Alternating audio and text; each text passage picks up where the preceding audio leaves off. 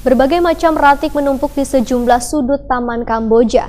Akibat keberadaannya menjadi satu dengan pasar wadai Ramadan. Walaupun pemerintah kota sudah menyiapkan wadah ratik, tapi sebagian pengunjung masih ada yang membiarkan ratik bekas makan wan minumnya bertebaran.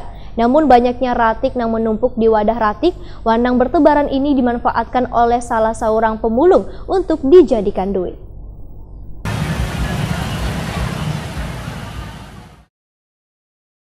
Berbagai macam ratik menumpuk di sejumlah sudut Taman Kamboja akibat keberadaannya menjadi satu dengan pasar wadai Ramadan. Namun ratik plastik sisa makanan wan minuman bekas pengunjung selepas menikmati kuliner ketika berbuka puasa ini, walaupun pemerintah kota sudah menyiapkan wadah ratik, tapi sebagian pengunjung masih ada yang membiarkan ratik bekas makan wan minumnya bertebaran. Namun banyaknya ratik yang menumpuk di wadah ratik wan yang bertebaran itu dimanfaatkan oleh salah seorang pemulung untuk dijadikan duit. Hani Bunang mengaku sudah mengais ratik sejak tahun lalu. Wahyu ditakuni Prima TV malam Rabu 14 Mei 2019 menyatakan, bila ratik plastik yang berhasil dikumpulkan di RTH Taman Kamboja ini hampir 3 karung seharinya. Timbunan ratik yang sudah dikais, ujar Hani Bun, setelah dipilih wan dipilah akan dikembalikan lagi ke wadah asalnya kada dibiarkan begitu saja. Sedangkan yang diambil hanyalah botol minuman plastik, baik nang botol maupun gelas. Warga Jalan Jati Gang 10 ini pun mengaku bersyukur karena bila tumpukan ratik banyak maka ratik plastik yang berhasil dikumpulkannya pun semakin banyak. Ratik yang dikumpulkan mulai dari habis berbuka puasa hingga dini hari sekitar pukul 1.00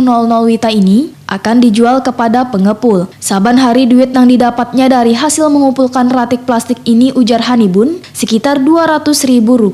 Duit ini bisa untuk menghidupi keluarganya.